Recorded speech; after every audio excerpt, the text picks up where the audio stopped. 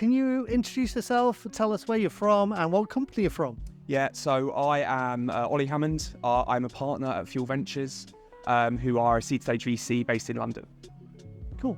And in terms of Manchester, have you funded any companies in Manchester, and kind of what do you think of the scene? Yeah, absolutely. So I currently sit on the board of two companies based in Manchester. I sit on the board of a company called CG Hero, who's based over in the Sharp project, and I sit on the board of a company called Lunio, who are based in central Manchester now, though originally outside from Chorley.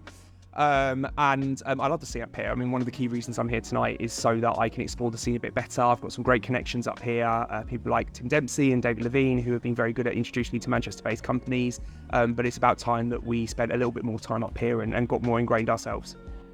And in terms of the fund, who are you looking to kind of fund or get talking with today, and what kind of founders and startups? Yeah, so from a fund thesis perspective, we are pretty broad. Our official thesis is that we look at marketplaces, platforms, and SaaS model businesses, both B2B and B2C, which when you start pulling it apart, encompasses a lot of different companies. And being a seed fund, that's really what we want to do. We want to be able to diversify quite well. We'll do 10 to 15 investments a year. We do have a pre-seed fund as well, which I'm not part of, but we do have a whole team dedicated to, which will do 30 to 40 investments a year. So we keep our remit broad. There are a couple of areas that we don't touch, but generally if you are a software business or a platform business or a marketplace business based in the UK, then we will absolutely take a look. And we're looking to write tickets of anywhere between $1 million and $3 million at seed, and up to £250,000 at pre-seed. Cool. And in terms of Flip, what are you hoping to get out of Flip?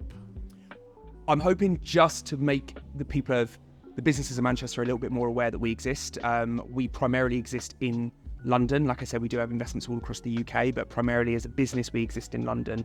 And so it's important for people like us to get outside of London, get in front of local people who are running great businesses, speak, introduce ourselves, make sure they know who we are, so that when the time comes when they're coming to fund, they knock on our door first.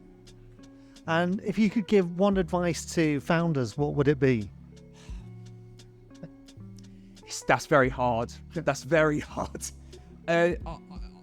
I'd rather than give more generic advice, I'll give a piece of advice now, which is let's call it a sign of the times advice. Between 2010 and 2021, we were operating very much in a move fast and break things market.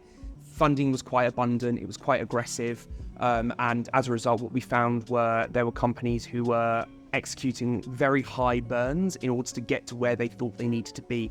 We are not in that market anymore.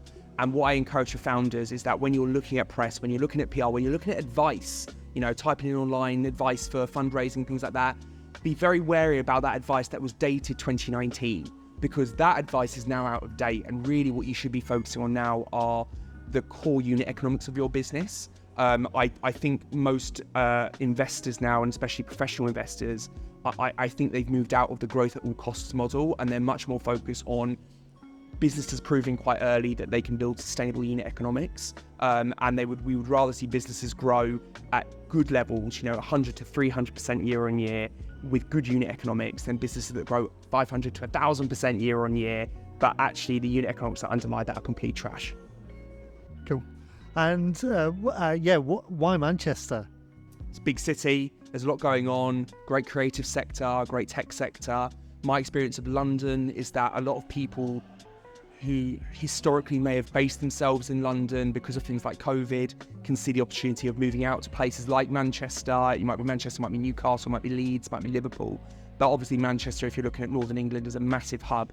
And so I think what you're finding is that a lot of very talented and creative people are coming into Manchester to supplement the talent and creativity that was already here. And when you've got those two forces colliding, I think there's an opportunity to build some really special businesses.